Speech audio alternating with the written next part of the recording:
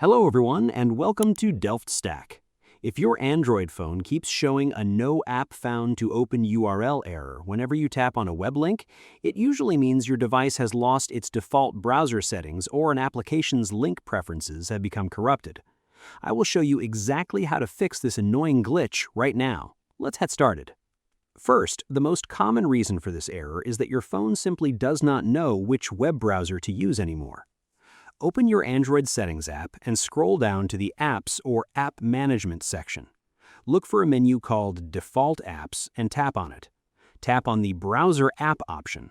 If nothing is selected or if a disabled app is currently checked, select a working browser like Chrome or Edge from the list. This gives your phone a clear primary destination for opening standard web links. Finally, if the error only happens inside one specific application, like Reddit or Twitter, that app's verified link settings might be experiencing a glitch. Go to your apps list in Settings, find the problematic application, and tap on it.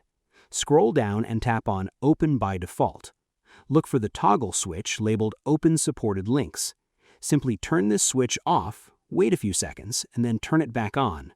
This forces the Android operating system to re-verify the app's official web domains, allowing your links to open smoothly once again. I hope you found this guide helpful.